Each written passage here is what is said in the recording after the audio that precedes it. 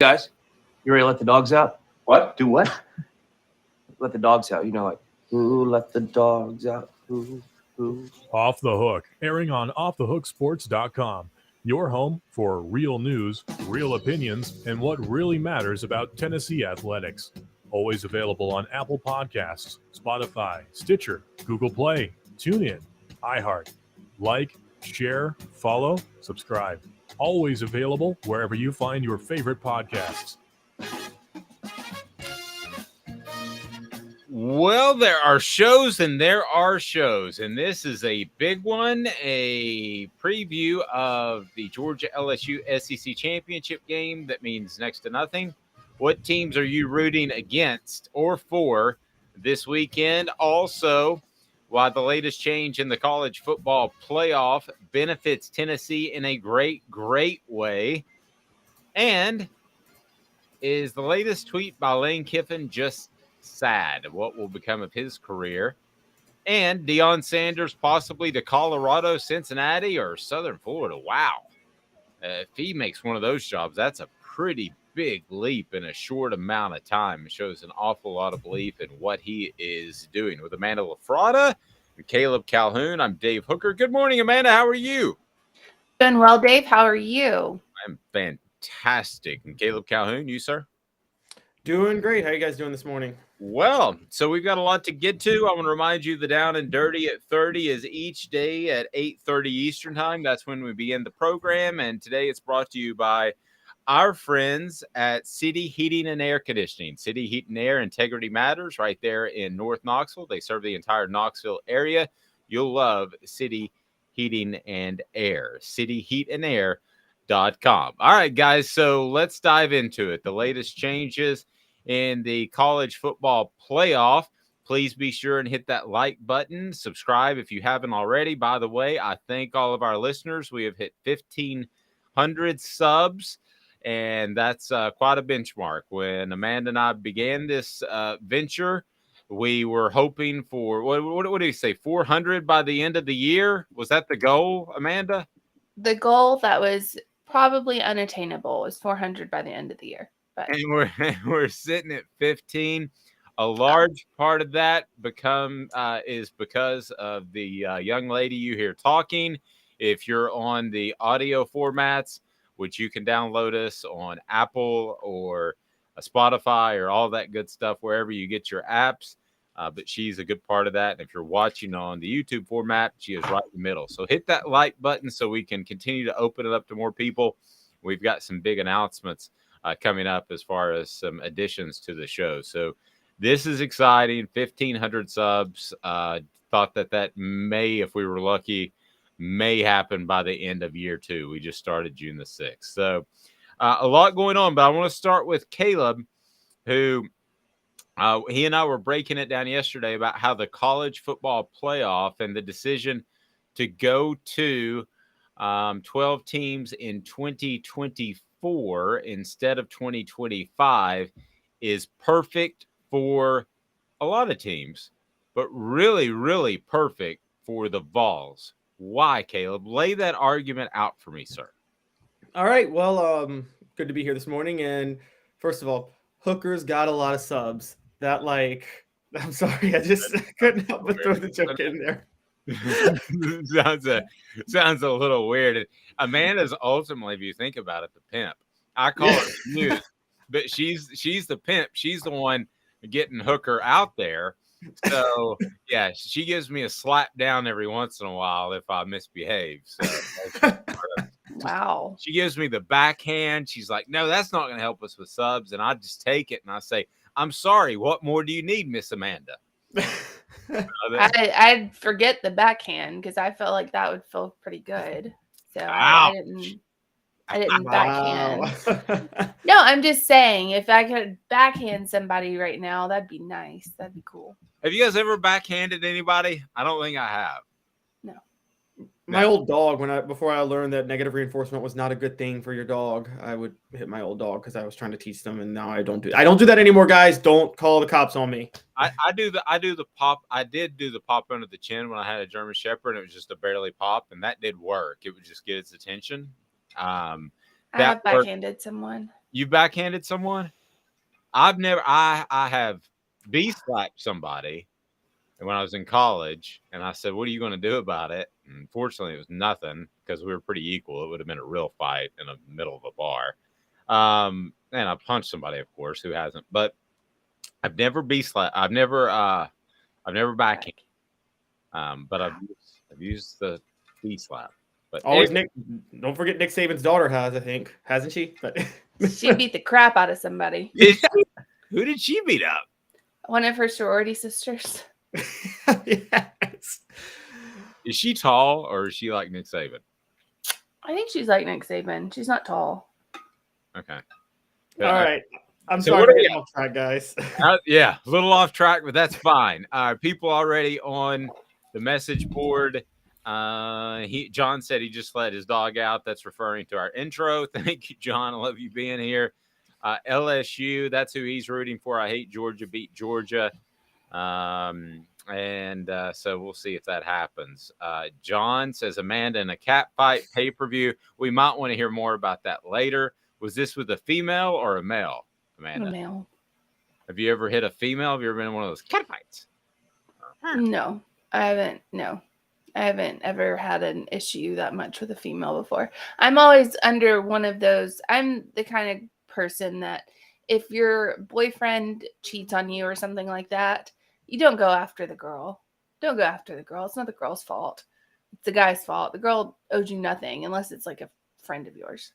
John says Amanda's a refreshing voice on the program who knows football and MMA. Thank you.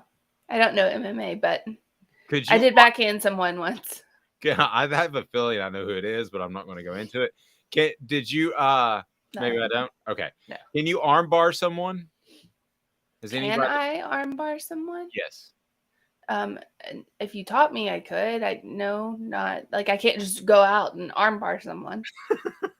I'm not a violent person. I just have backhanded somebody before. Yeah, if anybody she was going to backhand, it would be me, and she hasn't really. All right, so Caleb, this college football playoff, I'm excited. Whether it's Tennessee, Nebraska, UCLA, whatever team we covered, that this is actually happening.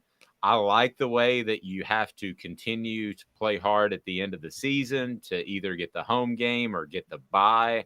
I think the way they've got it set up, and I'm one that, listen, I'll throw dispersions at college football and the way they run it a lot, but I like this system. So I'll ask you both before we get to Caleb's breakdown of how it helps the Vols. Do you like the system, guys, of how you've got the buys and you've got the home games? Do you like all that? I mean, if you're gonna do it, that's the way to do it. Do I like the 12-team playoff? I think it's a little much. I thought the 4-team was a little much, but if you're gonna do it, that's the way to do it. However, if you look at college football right now, you can very much see that it's headed to the NFL. Like it's gonna be pretty much an exact replica of the NFL by the time it's all done.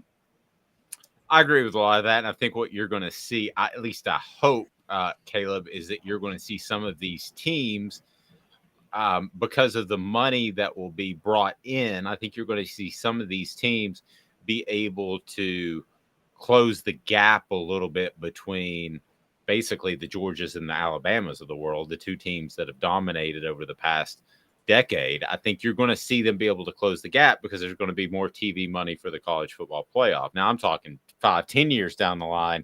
I hope that's the case. I hope it's not a case where we go into a 12-team playoff saying, Georgia's going to win this thing, and they do.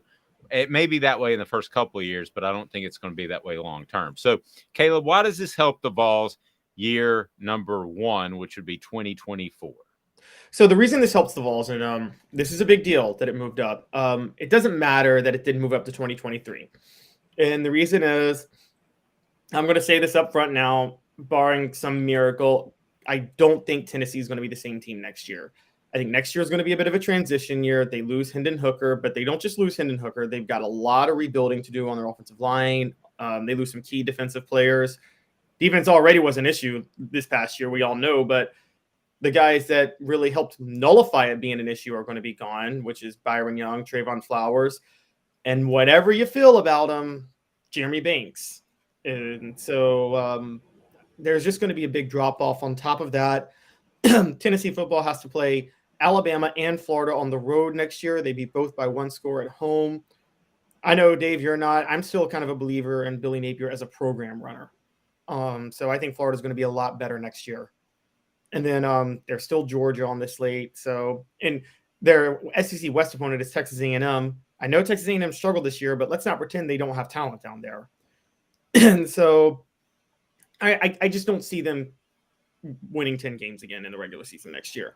So 2023 is out. 2024 is their magic year. And I've been bullish on 2024 for a while. That's when Nico will have a year in the system. Taven Jackson, if he stays, will have had 2 years in the system. Heupel may have found another quarterback in the transfer portal. He'll have options to pick a really good quarterback by 2024. There will be a lot of guys back. They have things are in place for them to be. They might not play a non-conference Power 5 foe in 2024 because remember, they had to cancel the series with Oklahoma, and I don't think they found a replacement in time. So the schedule is going to be really easy in 2024. And I think because of that, that was their year to have a magic run. Now, magic run, does that mean SEC championship or does that mean 10-2 like this year? We don't know, but with the playoff expanding to 12 teams, it doesn't really matter. What is true also is Texas and Oklahoma aren't joining the SEC until 2025. So 2024, they do have a better chance of winning the SEC, but as we've seen, because of the way the playoff is set up, and what I like is that's going to mean something. Winning the SEC, getting that first round bye is going to be a big deal. And if you don't get that first round bye, being able to play that first round at home is going to be a big deal. And that's why I'm actually a fan. That's why I've come around to your side, Dave, is that it's, people are complaining that it takes away from the regular season. I don't think it does. I mean, I think it involves more games. The 1 versus 2 big game matchups still matter because you have to win your conference to get a first round bye. And so I think about this year, look at the Tennessee schedule this year. If there was a 12-team playoff this year, the Alabama game still would have been a big deal. Alabama losing to Tennessee is why they aren't going to get a first round bye. Tennessee beating Alabama would be why they're in the playoff right now. So it's not like these regular season games aren't huge deals. It's just more teams will have regular season games that matter. So that's why I am a fan of the format overall. But yes, I think for Tennessee's sake, I think that 2024 is their magic year. You've set up a system now where the playoff is almost the baseline for them in 2024, and winning the SEC is still a possibility because, again, Texas and Oklahoma won't be there yet. Well, and it may be sooner than that. I'm just going to throw that out there because if you look at 2023 schedule, I agree that's a rebuilding year, but you're looking at Virginia, that's a win. Austin Peay, that's a win. At Florida, and let me be real clear where I stand on Billy Napier. I think he is much like Butch Jones, and the same thing I said about him, not like Butch Jones, but I think he'll get Florida, Amanda, to 8 or 9 wins. I just don't know if he's going to get them to 10 or 11 like we heard so much at SEC Media Days. I don't know that he's going to make them an elite program, but I think he gets them very respectable, unlike this year. And then you have University of Texas San Antonio. That should be a win. South Carolina should be a win, but you know what happened this year. As you mentioned, Texas A&M, Alabama, you would think at Alabama, if you had to, chalk that up to a loss. In Kentucky, UConn, Missouri, Georgia, Vanderbilt. So if you look at that schedule, there's 1, 2, 3, 4, 5, 6. I want to say a minimum of 7 wins. And I'm kind of flip-flopping South Carolina, Kentucky. I think they win one of those if we want to get into swing games already for next year. But the point I'm trying to make is that they will be right at that threshold because you have, and I agree with Caleb, 2024 is the year that you make a serious run because of the rebuilding at Tennessee. But Amanda, for right or wrong, it is going to change, like you mentioned, with the NFL. And you've got Washington at number 12 right now in the college football ranking. They have 2 losses. You've got Utah at number 11 with 3 losses. You've got Kansas State at 3 losses. So if it were 2023, Tennessee could still make a run, but I certainly see Caleb's point. I think a lot of teams are going to be able to make a run into that 12-team playoff, and it's, I think, exciting for the sport. I understand you like the two, and I certainly could go with you and make an argument for that, but I'm pretty fired up, to be honest with you, with the way they've set it up. I mean, they've set it up exactly like they've set up the NFL, and that's fine, because I think not everybody, but most college, fans wanted to see that. So I understand the need for 12 teams. It does bring in, and what you're going to hear from national media like Joe Klatt and Danny Cannell is an SEC bias that's not really there, but people will start to say that it's there, because look at how many teams right now are in the top 12 in the SEC, and you have Tennessee with 2 losses, you have Alabama with 2 losses, you have Georgia undefeated. I'm not sure if there's another one, but there was LSU until they dropped it to A&M. Yeah, So yeah, Georgia at 1, Alabama at 6, Tennessee at 7. And so those would be the 3. And to your point, the SEC commissioner said yesterday that he expected 3 teams to be in there and quite possibly 4 year in and year out. So you're right. Yes. So we'll hear a lot about screaming about SEC bias. We will see a very long season, more than what we're used to seeing, because we did talk to the College Football Playoff Committee chairman, and he said that they will just extend the season to fit the 12 in there.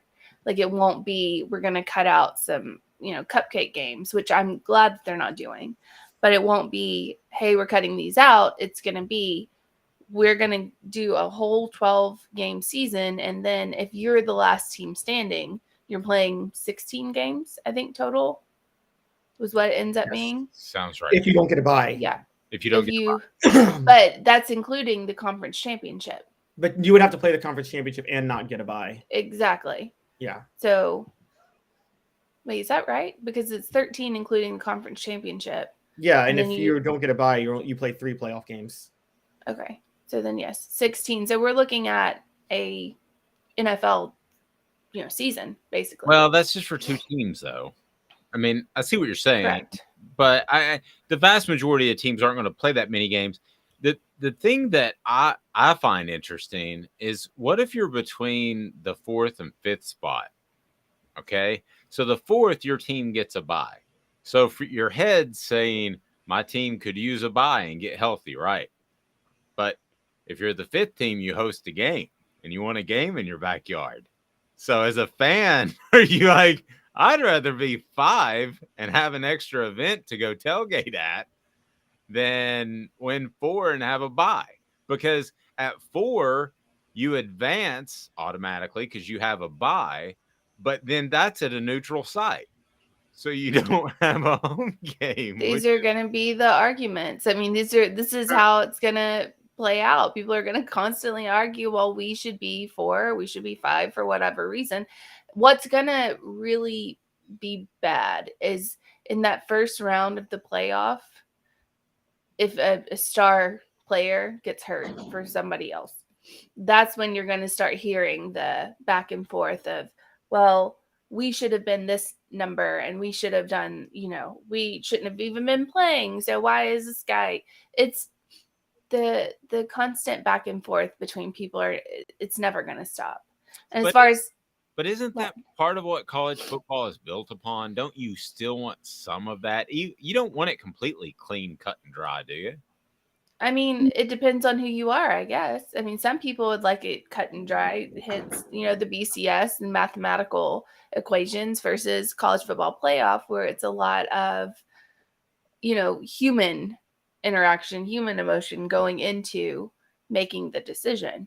So a lot of people want it cut and dry. So it depends on who you are. But for people who think it's going to solve all of the problems, it's not going to solve all of the problems. People are going to come up with new problems and new issues. As far as Tennessee goes in 2024, or even, in next year, how many times have we seen a transfer quarterback come in and make a huge difference? Joe Burrow, 2019 for LSU. We've seen, I guess, Kyler Murray did it. Baker Mayfield. So it's every Oklahoma quarterback under Lincoln Riley. exactly. So with that being said, what's if it's, if they can do it, what says that Tennessee can't do it? Bring in a walk-on or a transfer and then completely change the game next season. Well, and I'm writing something, it'll be on offthehooksports.com later this afternoon, that I think Tennessee should go after a transfer quarterback despite Nico, despite Joe Milton. I think that's the direction they should go. So we'll have that up and we'll discuss that later in the program. But first, I do want to get to today's tough question. Today's tough question is brought to you by Zach England of Best and Brock, the best personal injury attorney in all of Chattanooga.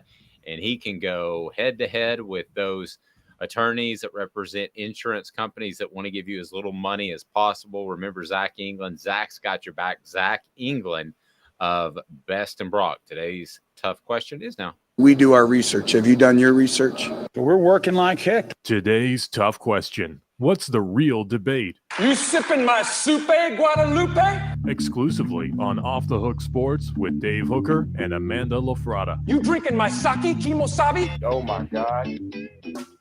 All right, so we've got an opportunity for somebody on the message board to give us a who are you rooting against. I thought about who are you rooting for, but I'm going to go who are you rooting against this weekend in college football. Since the Vols aren't involved, let's just make it dastardly and mean. Who are you rooting against? Who do you want to see lose? Or I guess we could do both ways. Who do you want to see lose or win? You want to do that, Amanda? How would you do that? Who would you want to see lose or win? How about what if we did? What do you want to see happen this week? Because I want to see personally TCU win, and the reason is I want to see TCU win and see if they can play with the big boys. That to me is a good storyline. So Immortal One says Georgia lose. Be sure and hit that like button. Subscribe if you haven't already. Big day as we top 1.5 thousand subscribers. That's pretty awesome. So hit the like button, hit subscribe, and you will be a part of the show and get your notifications on. What about we do that? What do you want to see happen this weekend? And my vote would be I want to see TCU win. I think it's a good story. I like those guys that come out of nowhere. Do I think they could be a Cincinnati that steps into the college football playoff and gets hammered? Yes, I absolutely do think that could happen. However, I would like to see if they can stand toe-to-toe, especially since the offense is somewhat Josh Heupel-like. It's, very down the field. So that gives us 8 options. So it would be difficult. No, we'll just pick 4 options. The first 4 we get. So we got Georgia lose, Immortal One, and that leaves you guys with 1 each. So I've got TCU win, Georgia lose, Amanda, Caleb. What do you want to see this weekend in terms of a win and a loss out of all the conference championship games? I would like to see a Michigan loss. See, I thought you were going to say Southern Cal because you didn't like Caleb Williams. I don't like Caleb Williams, but a Michigan loss would really turn things upside down. Because if see the world burn, you're like the Joker. Yeah, because if you see Michigan take a loss to Purdue this weekend, that knocks Michigan probably, depending. That'll knock them down, but that'll knock Ohio State completely out. Okay, so, all right, I like it. So, TCU win. That's Dave. I refer to myself in the third person only because it helps me keep track of stuff. We've got Georgia lose on the message board. They Immortal One jumped to it. And we've got Michigan lose. All right, Caleb, you're the last one. You fill in the gap. That's today's tough question. And it's brought to you by Zach England of Best of Brock. Zach's got your back. What do you got? So I'm going to just do the reverse of Amanda. I kind of want to see Michigan win only because I feel like of all coaches in college or NFL right now, Jim Harbaugh has to be the most accomplished coach without a championship at either level. And I'm like, I kind of want to see him get one. His brother beat him in the Super Bowl in 2013. That was the Kaepernick Flacco Super Bowl. I think Jim Harbaugh deserves a national championship. Golly, you talk about a bad matchup of quarterbacks. A Kaepernick Flacco Super Bowl. I sometimes forget that happened. Those are 2 bad quarterbacks. The best quarterback ever, by the way, Trent Dilfer. The best quarterback ever to win a Super Bowl. gets the got a college job, didn't he?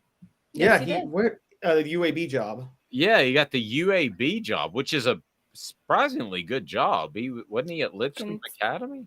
He was, and considering that UAB wasn't a program like 3 years ago, 4 years Well, ago. the problem with whatever it UAB is was. Bear Bryant Jr. is on the board of trustees at Alabama and constantly tries to undercut UAB out of sheer pettiness. And so there's stories. He led the charge to shut down the program in 2014. There was a spat between Bear Bryant and Bear Bryant Sr. and UAB back in the 80s. And Jr. has been all about settling scores with UAB since then. All right. So, all right. So what are our 4 choices for today's tough question? As Amanda is always tweeting like a madman, mad woman. So it's a Georgia loss, a TCU win, a Michigan loss, and a Michigan win. I guess we're leaving USC completely out of it. I guess so. They got left out of it. We could always tweak later, but I think we're in a good spot now. Be sure to hit that like button, and if you haven't subscribed yet, we want to see you do that. So we're off and running, and an exciting poll question. I remind you that Zool Beer Company is the official craft beer of Off the Hook Sports. Go to xulbeer.com, xulbeer.com, and they've got a great location downtown. If you haven't been there, worldwide award-winning craft beer, and they have parking downtown, which is amazing. You don't see that a lot. So get out to Zool Beer Company, and we've got some plans to do a fun little get-together down there, and we're excited about that. We'll tell you more. We'll even get Caleb Calhoun in town, possibly. That could happen. So stay tuned. Coming up on the big show, should Tennessee be shopping for a quarterback in the transfer portal? Might make Nico mad. Might step on Joe Milton's toes. Not sure that I really care, as we'll get to that. Guardian Investment Advisors, I should say, GIAplantoday.com. Guardian Investment Advisors not only shows you where to put your money, but why you need to put your money there. And they give you a very detailed explanation of how you can achieve financial freedom, retirement.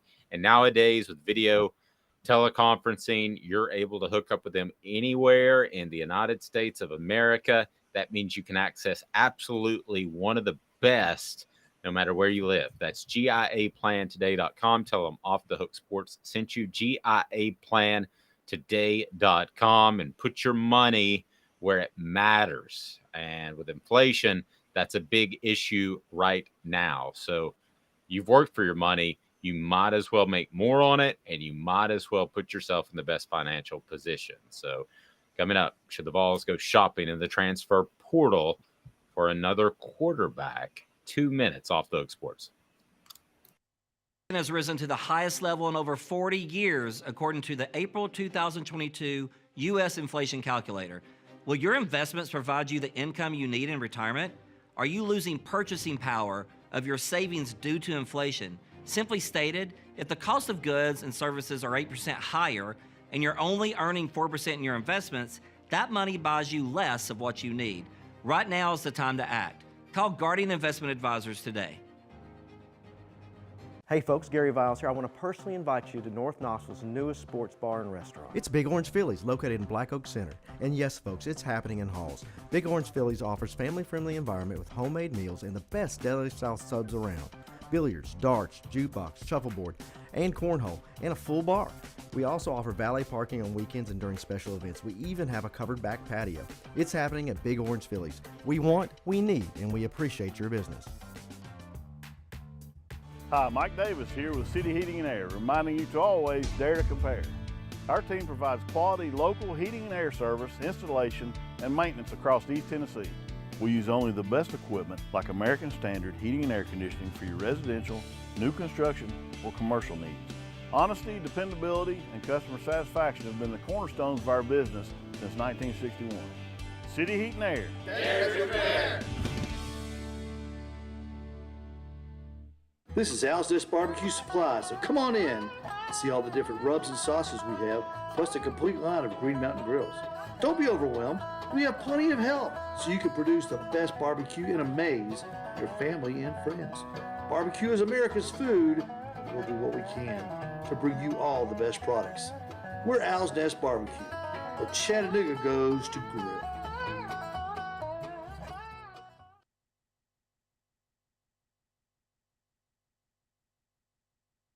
Got cataracts? We can fix that.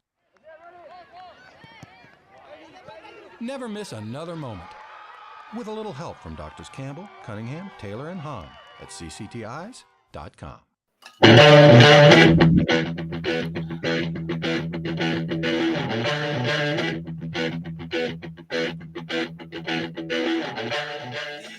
I think I had the levels a little too high. Did I blow you guys out? Yes. Totally caught us off guard. Yeah. I'll send you the doctor bill. He's mad about our hooker jokes earlier. That was his revenge. Apparently. Painful. All right, welcome to the program. Welcome back. We're going to dive into something that's kind of a touchy subject for many. If you're on board now, hit that like button. It really helps us. We greatly appreciate it. Topping 1.5 thousand subscribers today. Big step for us, so we greatly appreciate it. We love to hit 2,000 by the end of the year. It's December 2nd. I guess it's possible. We'll give it a shot. Your thoughts on the message board are always welcome. And John says, I'm up. Yeah, sorry, I was a little loud, John. I've got a new piece of equipment that will eliminate all of that. And Amanda is very happy. So I felt like sending Amanda the receipt just so she knew that I actually purchased it because I've been talking for a while. But it will control the volume levels. So we've had some volume level issues, but we're moving. You should hear the production meetings. Yes, we have production meetings every morning at 5 o'clock. Me, Caleb, and Amanda at 5 a.m. every morning. So when we go through the show, and sometimes they're a little bit loud. Big Papa wants to see a Michigan loss. We asked today's tough question, brought to you by Zach England today, and that was, what do you want to see this weekend? So I went with TCU win. Georgia loss was, who was that went with Georgia loss? That was our message board. Yeah, it was a message board. And then Michigan loss was Amanda because she's the Joker and wants to see the world burn. That's the best thing for any SEC teams. Is Michigan losing because it drops Ohio State too. I agree. No, I totally agree. So, and then Michigan win on Caleb's behalf. I do not want to see two Big Ten teams in this thing. That is. Well, I want I want all the underdogs to lose this weekend. So whereas Amanda's the Joker, I like seeing the path of least resistance. I'm the same way in March Madness, by the way. Everybody's like, I want to see the upsets. I'm like, I want to see Duke and play for the national title. But you just said you wanted to see all the upsets. No, he said not the upsets. Oh, he not wants to see all the favorites win. What kind of sadistic person are you? Like, you can't see all the favorites win. That no one roots for that, Grinch. Everybody roots for the underdog. That's what everybody hates. Everybody hates Alabama. Everybody hates, the Patriots. Everybody hates, the old Patriots. Tom Brady. Everybody roots for somebody else to win it. I want the Patriots Cowboys Super Bowl that the world does not want because I always wanted a Tom Brady Patriots versus the Cowboys in the Super Bowl because I like seeing people that everybody hates do well. I hate the underdog people. Like I'm sorry, I hate this whole it's the ultimate participation trophy. Okay, oh my god, I love the underdog and I want to see him do well. And I'm like, it drives me crazy. Okay, I'm like, this is sports. I want to see the best. I want to see the best win. Unfortunately, the Cowboys haven't been that year. Sorry, Dave, but no. I just want chaos. I would just, as a Cowboys fan, I'd rather just them be 3-13 and get excited about the draft, or like really a legitimate Super Bowl contender. It's like they've been in that middle land forever of around 10 wins. Can't get past the first playoff game. Yeah, that's where the Cowboys have been. That's the worst. I mean, I've been living that. I mean, my son looks at me, and I had to pull up recently at the 1992 Cowboys at San Francisco game when they upset San Francisco, and have him watch that game to see that they actually won big games at one point. And, he's like 3.5 hours deep, and he's like, is this almost over? I was like, wait, you got to see the Alvin Harper dig route. for an 80-yard gain, and he sat in and watched it. It was a long day at the Hooker household. All right, the topic we want to dive in today is the transfer portal, and it's brought to you by Andy Mason, Andy Mason Real Estate Group. Go to andymasonrealestate.com, andymasonrealestate.com. Don't waste thousands and thousands and thousands of dollars by going with another realtor. You're crazy if you do, because Andy Mason has 2 business principles: best service, best price, and has over 40 years of experience right there in North Knoxville, but the entire Knoxville area. He is awesome. Amanda has a devilish grin, which scares me. Let me, I don't know. Am I getting ready to get She's going to backhand you again, Dave? I know every time Amanda has a devilish grin, I get a shot. Like they're sort of. No, I'm looking at my dog. She just like adjusted. She has this big fluffy bed, and she just adjusted herself, and she looks so peaceful, and it just makes me smile. What would She's happen? cute. What would happen, by the way? I want to talk about this later in the show. Coach Lance is going to join us a little bit later. But what would happen, by the way, if all 4 teams got upset? That's something I want to take a look at. That would be wild. That would be awesome. Okay. That would not happen because like just statistically it's close to impossible. Yes. So that would not happen. But I could see some teams falling this weekend. But it'd be awesome. Well, it almost did kind of happen when back in 1998, Kansas State and UCLA had to lose to get Tennessee in there. So that was 2 of the top 4. No, Tennessee was number 1 in the BCS. They were going to be fine. It was an SEC championship weekend. They needed help. They they were number 3 in the coaches poll because the coaches hated Tennessee during that time.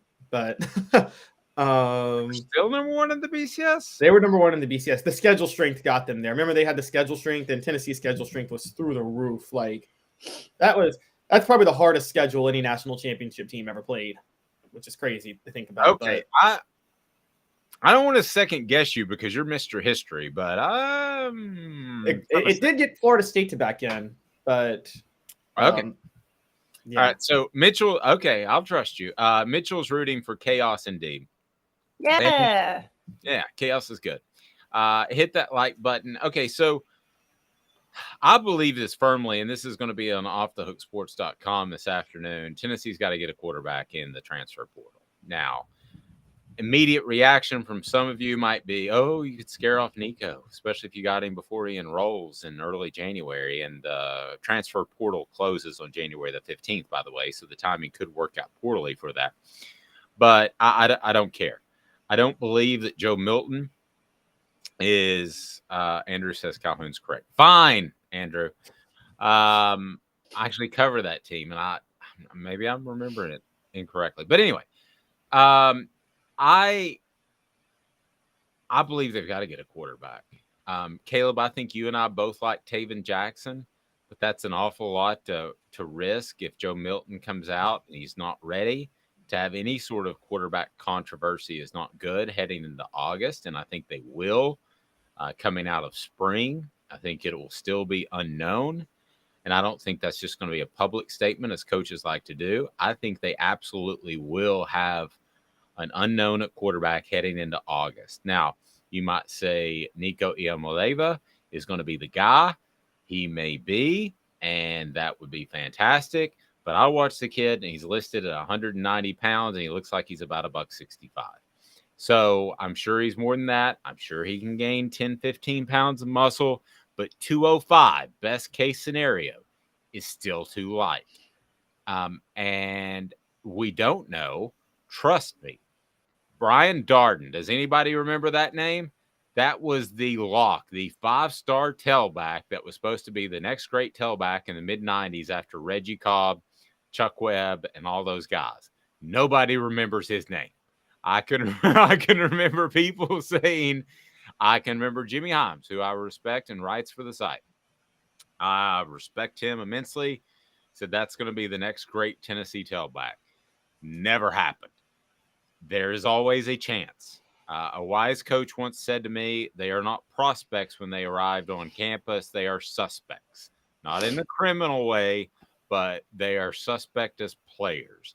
So every single player that shows up on campus, I don't care if they develop a way that he has 6 stars, there's a chance he could absolutely be a bust.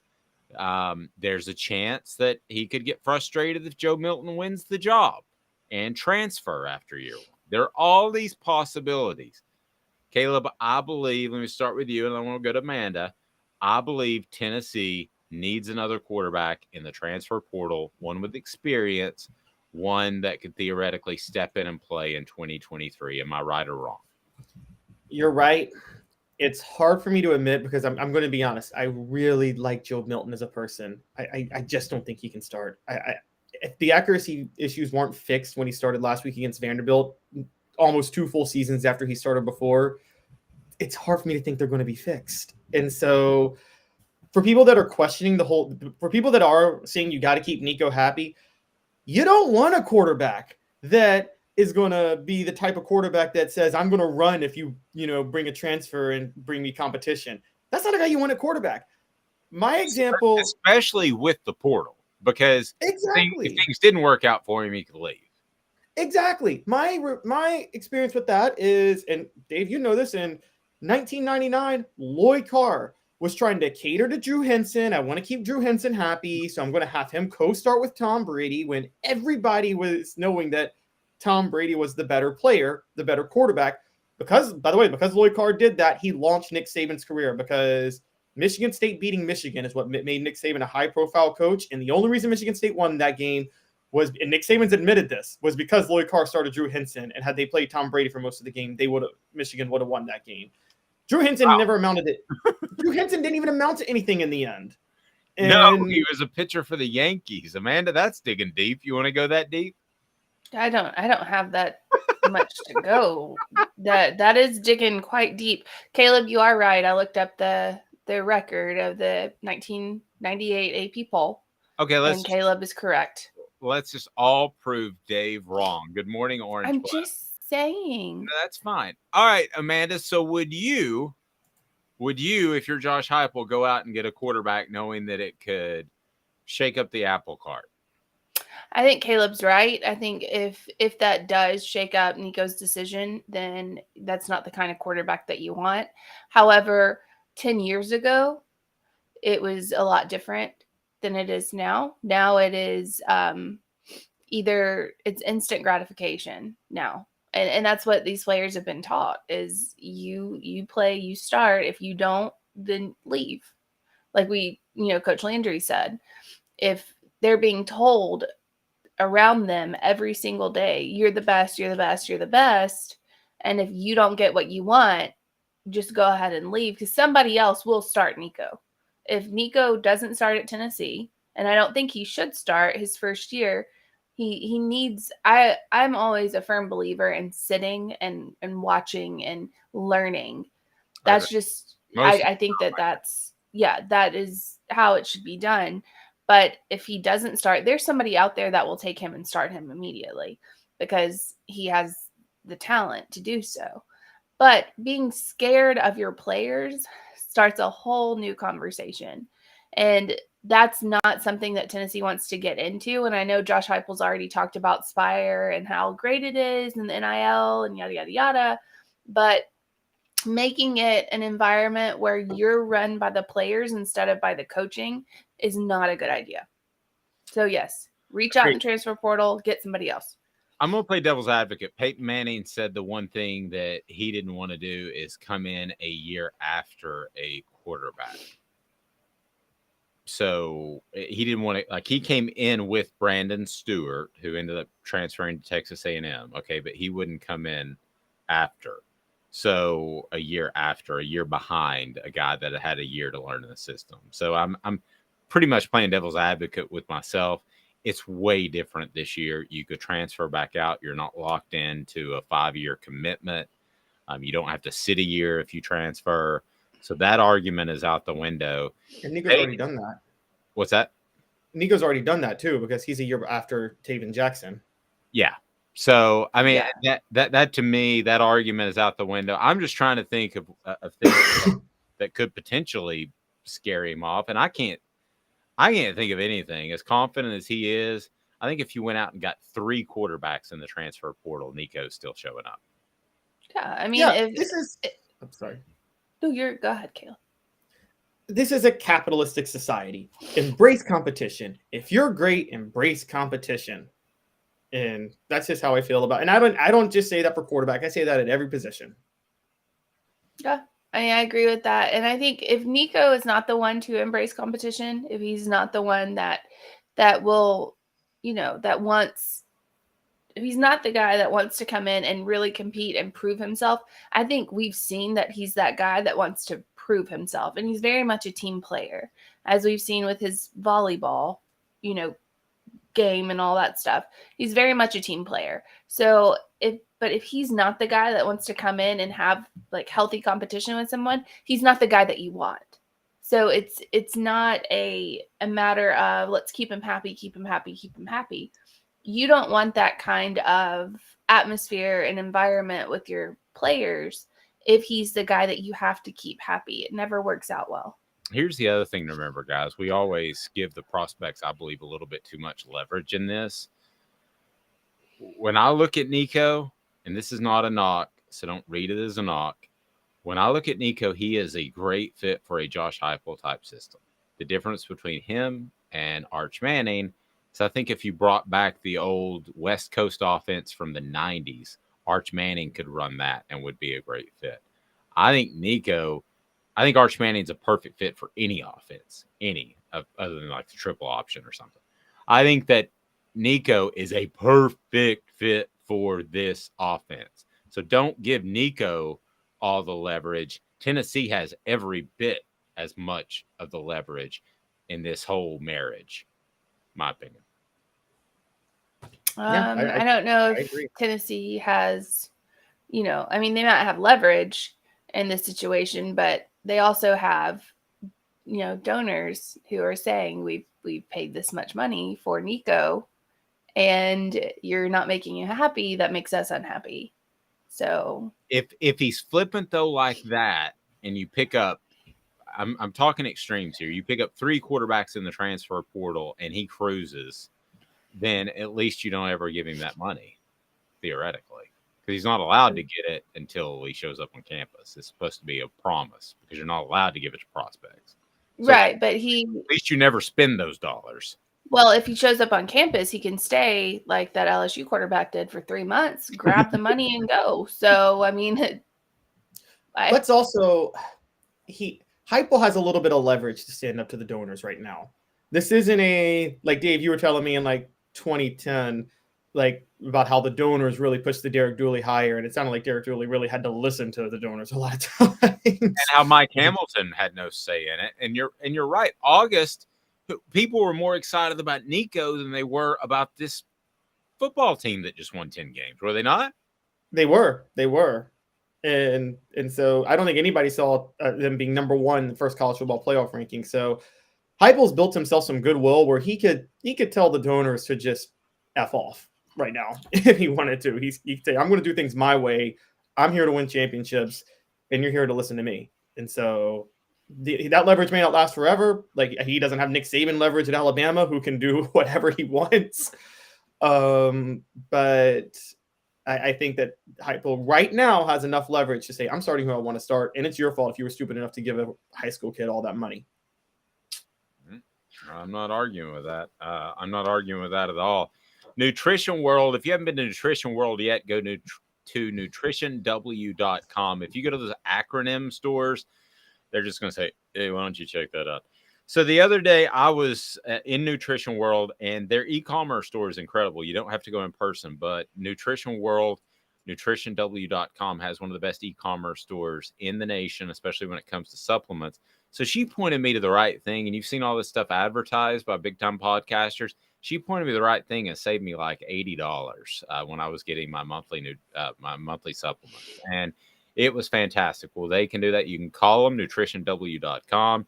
You can go ahead and order if you know exactly what you need, or you can call them and they'll give you some direction. So, again, I have zero problem whatsoever with Tennessee going after a quarterback in the transfer portal. I would encourage them to do so like Sunday, okay? Because Sunday is when it opens. Don't wait and pick up a scrap guy that's going to just take snaps. Go to somebody and say, hey, here's the deal. You've got a year or two left. Nobody's sure about a freshman. Let me show you tape of Joe Milton. I'm not being mean to Joe, but let me show you tape of Joe Milton. You could come in and play right away. The X factor is Taven Jackson, and now he comes back from the collarbone injury. But, man, I'd rather have, going into spring, I'd rather have a guy with some college experience, 2 guys with college experience. I know Taven Jackson has some, but not really. 2 guys with college experience, 1 guy that you like, and 1 guy that's uber talented. That to me sounds like a dream world of going into college, into spring practice, Amanda. How does it get any better than that? I don't think it does, unless you had somebody who was proven on the field. That would be a better option. Hendon Hooker finding another year would be the best option. Yes, that would be the best option. But looking at all of these success stories of people transferring in and doing well, it's always the one and dones. So it's like the 1 year, the grad transfer, stuff like that. So if you could find somebody like that who's a grad transfer, I know Cade McNamara just went to Iowa from Michigan. If you could find that kind of, like the Virginia quarterback would be an excellent option because he's transferring out. If you could find somebody like that to start immediately, carry your team through 2023, and then have Nico sit behind him, that would be your best option. I'm not a big believer in Taven Jackson or Joe Milton for that matter. I'm just not. I think there are better options out there than those two. But, find somebody like the Virginia quarterback because he's real hot. Why do you like Taven Jackson? Then I'll explain why I like Taven Jackson, Caleb. I like Taven Jackson because I believe in Josh Heupel, and Josh Heupel, that was the first guy that he really targeted when he took over at Tennessee. And I've heard a lot of good things about his accuracy. He's more of from my understanding, he's more of an accurate quarterback than a big arm guy. And we have seen some issues with accuracy, and we saw it with Hendon Hooker, and we definitely see it with Joe Milton. And I'm not so sure Taven Jackson would have those same type of issues. He's not as mobile as either of them.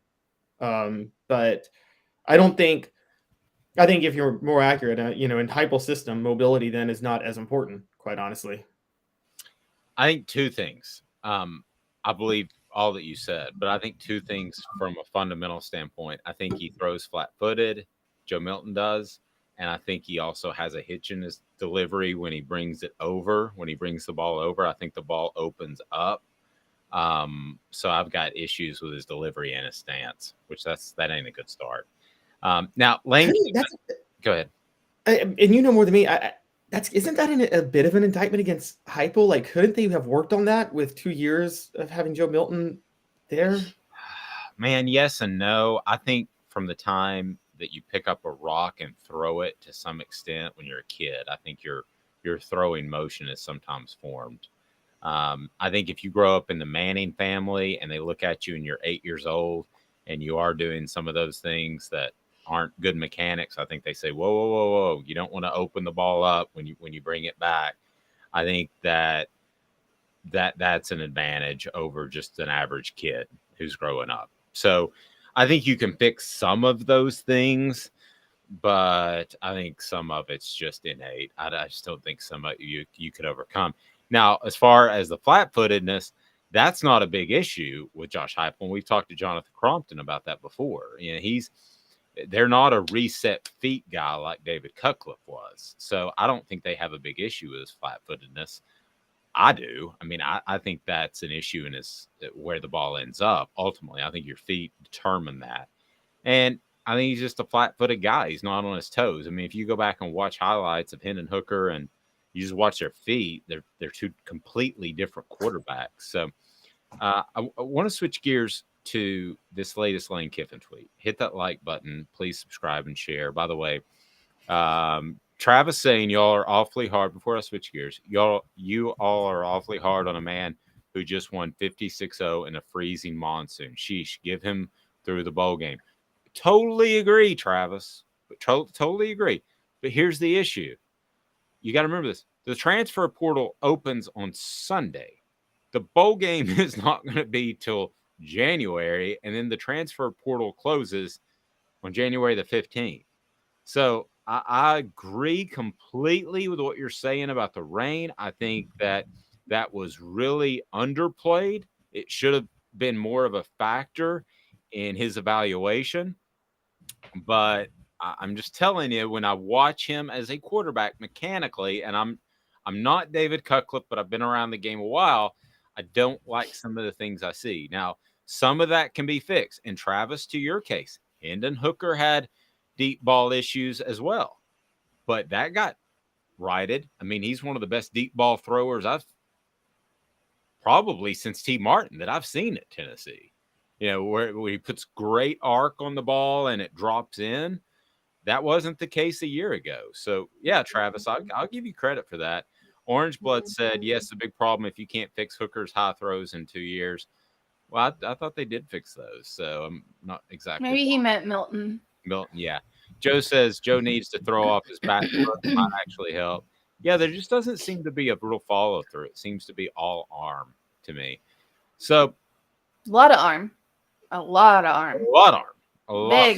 Big fat arm there. I mean, he does have a big fat arm. But to Dave's point with the transfer portal, you know, you have to jump on it fast. So if you're not 100% guaranteeing that Joe Milton is your guy, that you don't need somebody else, and still Joe Milton has questions. There are questions surrounding Joe Milton.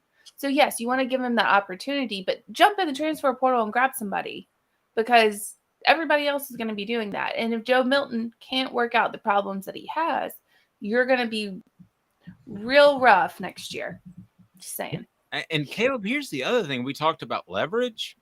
Okay, so if you're Bob Jones and you got a call from 5 other schools and you're a quarterback and you're transferring from State U and Tennessee calls, you're picking up that phone because you saw what they did this year. Tennessee has new leverage in going after quarterbacks that they didn't have 5 months ago. Oh, yeah, but that also actually might bolster the case of maybe wait till the bowl game only. I don't think so. I think go for the transfer now. But I'm saying if you're saying the case of believe in Milton and wait till the bowl game, you probably could, because you probably don't need, like you said, if you're Tennessee, you probably don't need that much time to sell yourself to a quarterback in the portal this year. Like you're right. You pick up the phone. Say the bowl games. I think they're most likely going to a bowl game on December the 30th, or the 31st. January 1st, I'm sorry? One of the two, yes. Yeah. January 1st, January 2nd, pick up a phone, call a quarterback. He might be in the system by January 3rd. He might, I mean, like, we're talking about. Why not December the 5th and he's in bowl practice? I agree, but I'm saying if you were talking about, yeah, you may not have about the timing of the transfer portal. I agree. I think you call now. I think you give him a call now, because I think you need that time. It's hard for me to say, because but college football is a business. You go with the best player. This is one of the hardest things I've ever had to say, because I really like Joe Milton. I'm actually a fan of him as a person. I think he's a mentally tough, really good guy. And I think he's a type of leader that players would want to play for. I just don't think he can. I don't think, like, I'm with you, Dave. I don't think you can fix the problems he has. Yeah, and if you have questions, then jump in there and grab somebody else just in case. This is right. Like Caleb's saying, it's a business.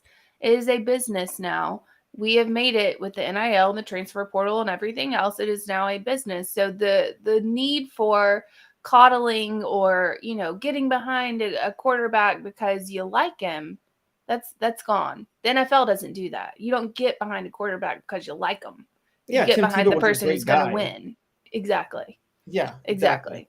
And we're going to be joined by Coach Lance in just about 15 minutes of play message board bingo. So we're looking forward to that. Orange Blood said, no, I meant Hooker. He's still throwing high. That's what got Tillman hurt. I thought that was also a low hit. But Hooker does still throw high. Hooker has some accuracy issues still. But if I were to rate them as far as a concern last year, they were a significant concern. I thought he got much better this year. when you went back and looked, and I did report cards throughout the season, it was really hard. I mean, everybody's going to miss some throws, guys. I mean, if you throw 38 passes, 4 of them are not going to be accurate. Is that fair to say? Yeah. Unless you're T. Martin in South Carolina in 1998. Historian. That was a bunch of swing passes and screen passes, and you know it. I know. It was. That was him the record, and it was laughable. Was that 98 or 99? I thought that 98. 98. Oh my gosh. There was one touchdown pass to Fearless Price over the middle. Let's give him some props for that one. In But the you're beginning, right. and then when they realized they were pushing the record, it was every screen pass and swing pass in the world. Well, T. Martin even said he was really confused why Cutcliffe kept calling the screen, because he was like, I didn't know the record. And I'm just like, why are you calling this play? It doesn't make sense. You keep calling it. It's like, oh, Cutcliffe was trying to get him the record. So Lane Kiffin tweeted out, I would tweet at you, said Ole Miss football, I would tweet at you, but I guess you aren't allowed to respond by Auburn football. And he's talking to, of course, Hugh Freeze, the latest hire. What does this tweet tell you about Lane Kiffin? I don't know. I mean, I was confused by the tweet. I'm not going to lie. That tweet tells me that Lane Kiffin knows where he's at with Ole Miss, and he's trying to make Ole Miss a sexier job. And quite honestly, I know we may disagree. I love it. I've always loved the troll in Lane Kiffin. I liked it in Steve Spurrier in the 90s. And so I'm not going to, if Steve Spurrier can do it in the 90s, Lane Kiffin can do it now. And quite honestly, I think Auburn deserves to be trolled relentlessly forever for hiring Hugh Freeze. I'm never not going to talk about how much I despise Hugh Freeze as a person. So here's what it tells me. It tells me that the social media thing may have been a real factor in Lane Kiffin's not divorce, but I think he and Auburn were talking, and I think Auburn either changed their mind and I've done a lot of digging, and I have not come up with a concrete answer at this point. I've been told Lane Kiffin's kids didn't want to go. I shared my theory about perhaps he just spread that rumor out there because he wanted a raise from Ole Miss, which wouldn't surprise me. I've not found out if Auburn told him no or he told them no, but I will tell you this. I think it tells me that Lane Kiffin still has some maturity to go through, that he could grow up a little bit more, because if he's already playing the Twitter jokes, I wonder if it was brought up, hey, we don't like your tweeting. Can you dial back on that? And if that was an issue in his decision, that is a petty issue. That would be like me saying, Caleb, you can't wear striped shirts on the show. That is a petty, stupid issue. I don't think so. I disagree. How? I think his tweeting and all that stuff makes him relevant, and it helps recruiting. I think people want to play for a guy who seems like he has a pair and goes after people and trolls and seems like he's fun to play for, and he has a personality. I mean, I think that recruits look at that and they're like, that's great. Like, this is hilarious. Like, I want to play for this dude. So to be clear, you both think that if Auburn said to him, we want control of your social media accounts, and he said no, that was in his best interest in long-term coaching? Yes. I think him saying no, that's another thing, is it may be that he doesn't want to relinquish his social media accounts or whatever. And I think it does help with recruiting. I think Lane Kiffin would be not as big of a name if he didn't do what he does on social media. I think kids look at that and they like it. And I think that they like the swagger that he has. And maybe it's not just the social media accounts, but maybe it's the amount of control that institution was trying to put on him. If it's down to me with the Auburn, if you're going to your coach and going, we need control of your social media accounts, that seems like a very big red flag that's not where you want to be. Because if they want control of something so stupid as social media, what else do they want control of? Everything. Okay. And also, we know Auburn's administration is the most incompetent administration in the SEC. Exactly. And, and so for them to be like, hey, my God, you can't be on Twitter. And Are they British? They turn British all of a sudden? It'd be I was like, trying y'all to do a can't little be on posh. Twitter now. Don't you get on I was trying Twitter. to do no, I'm trying to say they think they're posh. Oh, And yeah, posh. then they go and they hire Hugh Freeze. Do you want to work for an administration that thinks being on Twitter is worse than having Hugh Freeze as your head coach? And as crappy as that is that they hired Hugh Freeze, now they have Cadillac Williams being their PR person. Yes. The guy who what? That's so Cadillac Williams should show wrong. them what and just Yes. Well, he has kind of maybe changed my mind a little bit. I was of the mindset before we started talking that I would give over social media control because I believe that I'm a good enough coach to be able to win anywhere without tweeting all the time. But I see your point. Back in the day, yes. Not now. I tell you, the point you need to make is going to Big Orange Phillies. Big Orange Phillies there in North Knoxville, close to Maynardville, close to Powell, and it's a great place in North Knoxville to go grab some fantastic food. Big Orange Phillies is simply awesome, whether it be lunch or whether it be watching some football this weekend. You can do that. Shoot some stick, throw some darts. You'll have a fantastic time at Big Orange Phillies, and they're awesome. Family friendly as well. Want to be sure and point that out. And check this out. I'm not wearing glasses. I don't have contacts, and I can see up close and far away thanks to LASIK from Campbell, Cunningham, Taylor, and Hahn. That's Campbell, Cunningham, Taylor, and Hahn. My LASIK is fantastic. Also, they're local. So if you've got a friend or family member that is interested in any sort of eye surgery that needs it, be it cataracts or LASIK, Campbell, Cunningham, Taylor, Hahn, and also they have eye vision centers for whatever you need. Campbell, Cunningham, Taylor, and Hahn. Again, they're local. People are flying people in from all over the country to work on your eyes. You don't want that. Coach Lance message board bingo. This day in sports history coming up next. Loaded Off the Hook Sports with Amanda LaFratta, Caleb Calhoun. I'm Dave Hooker. Sun, sand, and salt water, the beach is a very relaxing place. Unless you wear contacts. Ow! Open your eyes to the best the beach has to offer with LASIK vision correction from Campbell Cunningham Laser Center. Hey folks, Gary Viles here, Viles Automotive on Callahan Drive. I've been selling cars here in East Tennessee for 27 years. In that time, I've come to realize it's not about the car. It's about you, the customer. So I'm here to take care of you just like family. Good credit, bad credit, you name it, we can get you taken care of. If we don't have it, we can find it for you. We go across the country to get any vehicle that you want. And here at Viles Automotive, we don't believe in fake numbers. We just give you great deals. And as always, we want, we need, and we appreciate your business. Do you want to own the more that owns every job? Then get to Vassey Lawn and Garden in Cleveland and get you a Toro. I'm David Vassey, here to talk to you about Toro. With a Toro Zero Turn, you'll get more out of every minute and you'll reach the finish line faster.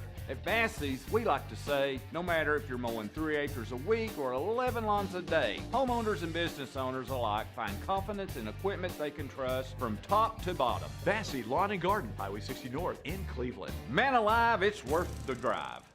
This is Steve Rain. I own the Midnight Oil and Michelin Tire Direct service station here in Ooltewah. It's not a fancy place, never has been, but it's a clean place with clean restrooms and good folks who work here. We sell gas and fix cars, nothing glamorous, but we love what we do, and we're going to keep doing it for a long time to come. There's not many real service stations left, and that's a shame. We're the guys just like the guys back in your hometown. We'll fix your tire, change your oil, and put a new set of Michelins on your car. If you want a Twinkie, you'll just have to keep on going. Thanks for the business.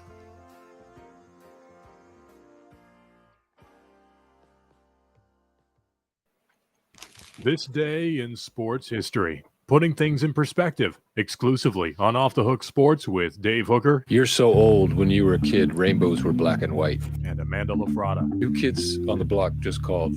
They wanted you as a backup dancer.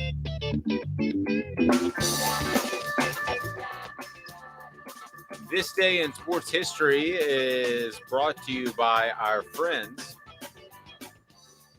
at Vols Automotive Group on Callahan in Knoxville. Vols Automotive Group is the center for your car buying experience. Great selection, and you'll be treated right. They want, they need, and they appreciate your business.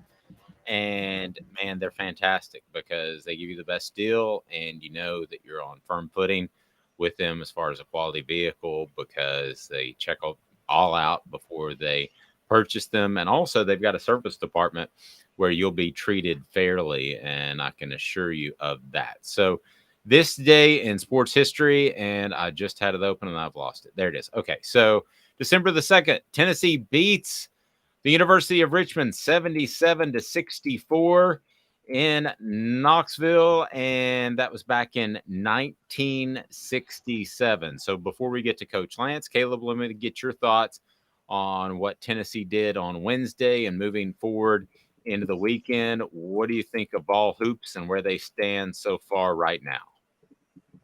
I think they're in a really, really good spot. Talked about it yesterday. Their defense is very aggressive. I'm one who doesn't believe in. I'm not a fan usually of basketball coaches who emphasize defense, because the fact of the matter is you can have the best defense in the world. When you get to March Madness, when you run into a team that's shooting red hot, there's no defense to stop good shooting. None whatsoever. Golden State's proved that in the NBA. And so that's why Barnes doesn't have a national championship. But for the regular season, I think they're looking really good, and this defense could carry them through to a 25-win regular season. And if they keep it up, and they don't even have their best defender right now, which is Jordan James. But problem is they need to start regularly shooting 40% from three if they're going to make any run in the tournament. All right, let's go ahead and bring in Coach Lance. Joins us now. Coach Lance, how are you, sir? Doing good, guys. How are y'all doing? Fantastic. By the way, you have been slaying it. Josh, Coach Lance, whatever we want to call it, on your where they come up with names for the different schools online. That has just been golden. I love the Horned Frogs most of all because I've always wondered where that came from. I'm not sure if your explanation was steeped in any sort of fact or it was just fun, but that was fantastic.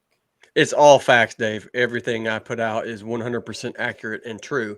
And it does shoot blood from its eyes. It really does. A horned frog shoots blood from its eyes to scare off its other frogs, maybe. Is that true? Yes, it is. Yeah. You can look at, you should YouTube that. Look up some horned frog squirting some blood. It's pretty remarkable. Coach Lance, we were talking before you got on. Who do you want to see lose or win this weekend, a championship weekend that doesn't involve Tennessee? So what do you want to see out of this weekend? Well, I'm about to head in the car and go down there myself for the SEC championship game. It's going to be a good time. The good folks at Bush's Beans have invited me down to hang out and watch the game. Now, I guess I can't pick a favorite, but I'm pretty sure Georgia's going to win. And as a Tennessee fan, yeah, I want Georgia to win because it just proves how good they are. And we don't have to, if LSU wins, then everything gets messed up. I feel like we're already not going to make it into the playoff anyway. So let's just keep everything the way it is.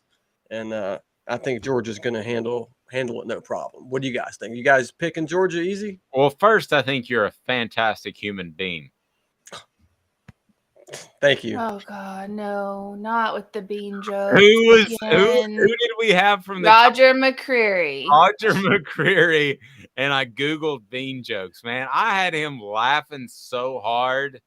I just went one after the other. Was he not? You have to, even though you thought they were corny, you had to admit that Roger McCreary was laughing really, really hard. No, he was very, very impressed by all of the bean jokes that Dave was. I mean, that was the entire interview. We didn't ask him any questions. It was just Dave saying bean jokes and Roger McCreary laughing. That was it. Yeah, I told him that he and I were meant to bean.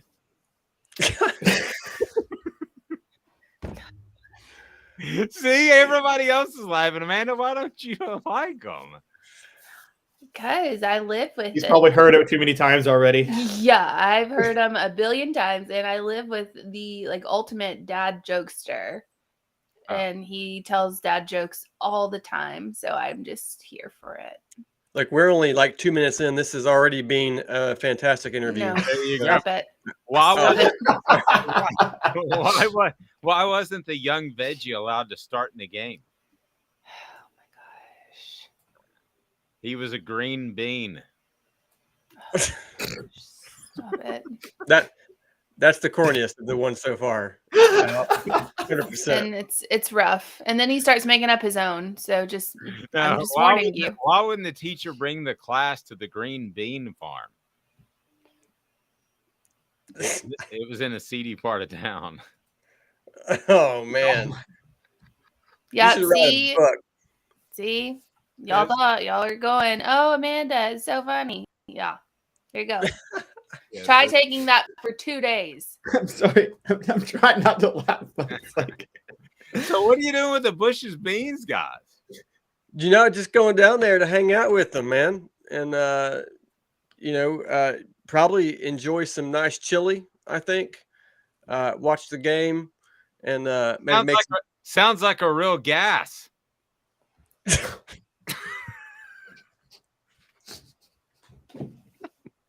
You gotta, Amanda, a little credit, please. Dave, I was with you every day at SEC Media Days, and this is all I heard the whole time. Bean jokes. Beans. I never went all chili the time. gas. I can go that far. But interesting. Did you? Okay, hit that like button if you like my jokes. And Dude, I wouldn't say that. I just hit the like please button. don't do that. No. Just hit the like button anyways. Don't put it it's okay if you don't like Dave jokes. Okay, so we're gonna play a little message board bingo, and this is the way it works. Amanda reads off a message board post, and then she's going to be able do you have the hooker shirt on?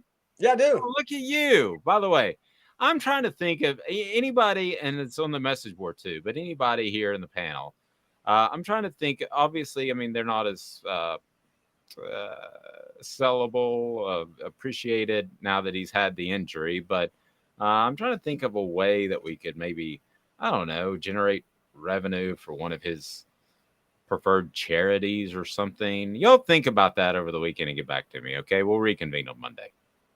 Homework. Got it. The Hooker will go down as a legend at Tennessee for his revival of this team, along with obviously many others. Yeah. You should change the back of them and just put Hooker on the front and then put the back, the legend. Yes. An incredible human being. Man is done. I'm no longer contributing to anything. No, I'm done. On the program, you're done. All right. She's been done for a while. Yes. Oh, I'm sorry. No. Amanda, I'm sorry. It's fine. No, you're fine. Caleb, jump in there. You got any bean jokes? I got hooker jokes. I don't have bean jokes. Sorry. Hooker ones. But hooker ones are too. Like for instance, would you, with the hooker shirt, would you rather get picked up by Bobby Petrino or Hugh Freeze? I'm sorry. No, I don't even think that young lady was a hooker that was on Petrino's bike. I think she was just a. No, she wasn't. She was an I'm just saying he probably has picked up hookers before. That's not. That's a guess, guys. I don't think that. I don't want to get in trouble. I don't actually know. I don't understand the need to pick up hookers when you're like a coach or something like that. Like, don't you have?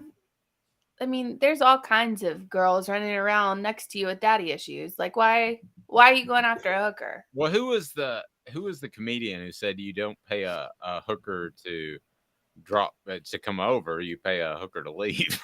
Yeah, you're not paying for the sex, you're paying for them to leave. That's this has gone off the rails. Yes. All right. Here we go. Let's go back to beans. I'm uncomfortable. Yes. I've been uncomfortable for 30 seconds. All right. God bless. So here we go.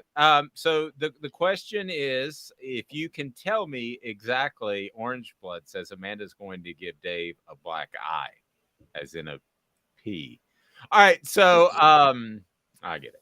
All right. So here's what we're going to do. Amanda's going to read off a post for a message board. And if you can tell us which team's message board is on that, you're going to win. How about a hooker shirt? I've got some of those left to give away, and we'll hook you up with that. So we'll take care of you. And I would love for you to wear that hooker shirt with pride, because heard or not, he helped transform Tennessee's program to what it is today. I mean, let's all think about this for a second. What's Tennessee's record, real quick, off the top of our heads, if Joe Milton is the starting quarterback from day one? 6 wins, 6-6. Oof. 7-5. I think they lose to Pittsburgh, Florida, and Alabama. 8-4. Yeah, I don't know. But I think 7 or 8. Yeah, he's going to be the guy next year, right? I don't know. We'll see. We're going to wait and see. I think we're going to see. He might be, but we shall see. All right, so message board bingo is brought to you by Chill Pills. Craft Treats. CraftTreats.com is a great place to go for your Chill Pills. Chill Pills is great for your pet. It helps with arthritis. It helps with anxiety. It helps with digestive issues, and it's really helped with my pet. I've talked about it. It's had trouble jumping up on the bed because it's kind of a high bed. And now, since I've been giving it Chill Pills regularly, it's really, really helped. Go to crafttreats.com and use the promo code Off the Hook.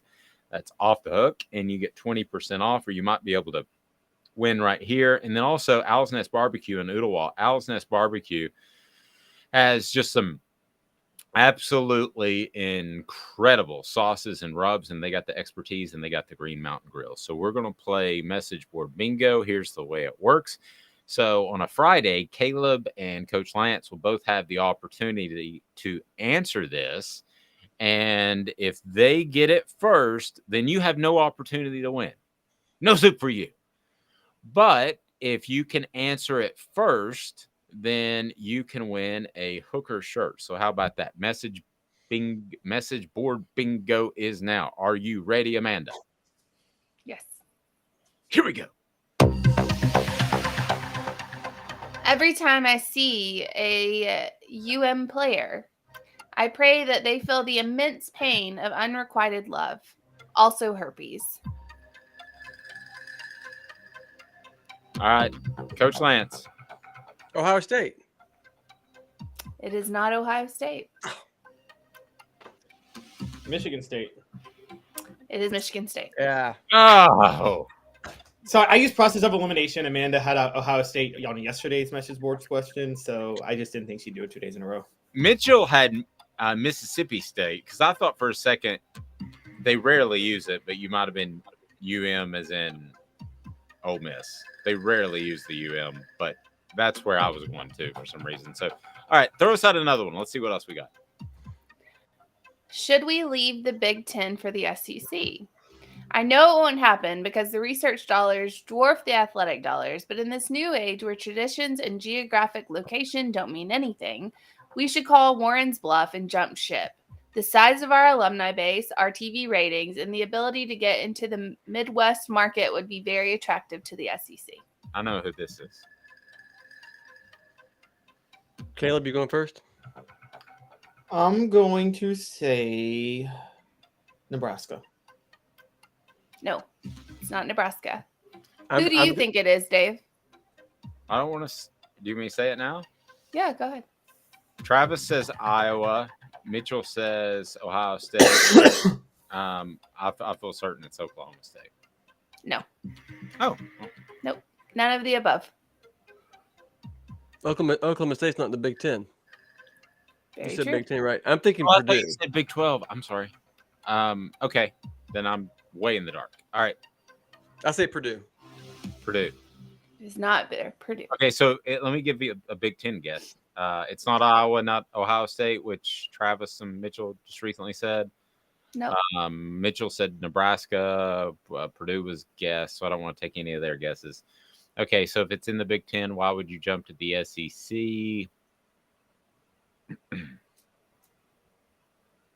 Dave's praying. Are you praying about it before you answer? Yes, and the Lord is not taking me to the correct answer. I'm stumped. I thought you said Big 12 at first, so that's my bad. So what is it? No, it's not Wisconsin. Chris said Wisconsin. It is not Wisconsin. It is Michigan State again. Michigan State. Wow. Really? Yep.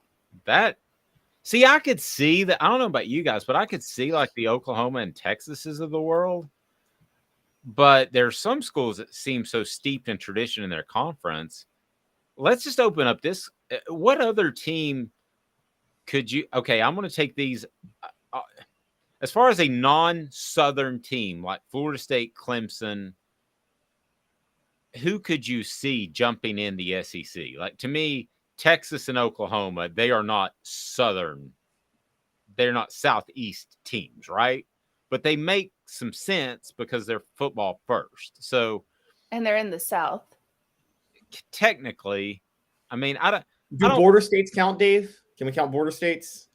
Yes. And Amanda looked at me funny. Texas to me seems like a different South. You know what I mean?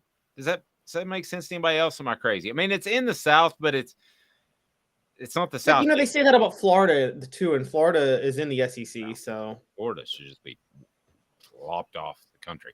But Florida is great. Florida's great if you like jorts. Okay, you're taking like the University of Florida and combining it with the state of Florida, which is wrong. Okay, so Texas and Oklahoma are Southeast only to Alaska. I agree with that. All right, so what teams would you add if you could add one tomorrow? West Virginia. Ooh, see, that's a very underrated one. I had to cover 2 games at West Virginia. That is a very SEC-like setting. Now, it is very odd because it is when you go to like local sports bars and restaurants, it is like you're in New Jersey because all those people come down. It's very, it's very, I guess, Italian American, which is strange when you're in the middle of West Virginia. But I lived in Western Maryland for 5 years, and it's like West Virginia was to the south, Pennsylvania was to the north, 2 miles either way. And, but the game day is very similar to SEC. Coach Lance. Well, Caleb stole mine. I was going to say West Virginia, but I could also see, you could also see maybe a team like Virginia Tech or Louisville. That's mine. Louisville, that's a good one. I just thought we were ignoring Southern schools. So schools in when I think Southern, I'm like I was eliminating schools in states that were part of the Confederacy, basically. So right. Travis says add Clemson and FSU. If it were up to destroy the programs. If it were me and I could, and let's say the SEC just had to add 4, it would be Clemson. This has nothing to do with if it's the right business move, okay? But I would add Clemson, Florida State. I would add Georgia Tech. Again, some of these are ACC schools, and they're locked into that crazy contract they have, and West Virginia. Those would be the 4 that I would add. I think it'd be neat to have a hub there in Atlanta. I think that Florida State and Clemson could benefit greatly, and they feel like Southern teams to me. I think they both had the option. I know Florida State did to join the SEC in the early 90s, and Bobby Bowden essentially said, I'm not going to go in the SEC and get my brains beat in. He was very open about it, and he was right. And then West Virginia is the one dark horse that a lot of people may not know about, but is super cool. All right, guys, let's give a prediction for the SEC championship game. I want points because I believe we all believe Georgia is going to win. Coach Lance will be there with the Bush's baked beans people. So, okay, what do we got? Let's start with you, Coach Lance. All right, I'm thinking maybe a 38-21 Georgia victory.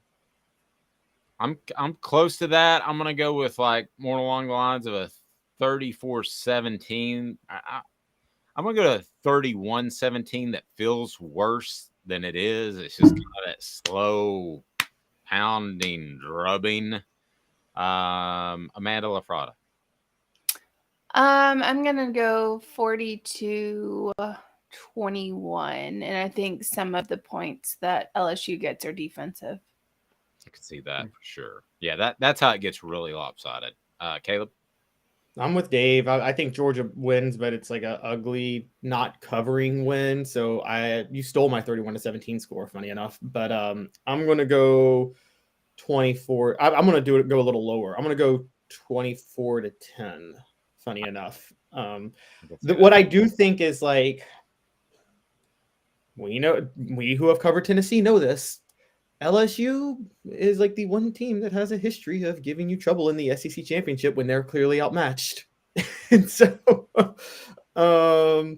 I think that's the only time in an SEC championship history, the Tennessee LSU 01, where the team that had beaten the team in the regular season lost in the SEC title. And so it's the only time a 3-win team won the SEC championship game.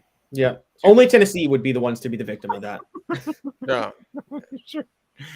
All right, guys, have a fantastic weekend. Appreciate you this week. Coach Lance, you're the man. Stay undefeated. Amanda, you're always awesome. Caleb and I will be on top of stuff this weekend as the transfer portal opens on Sunday. So go to offthehooksports.com. Have a blessed weekend, everyone. This has been a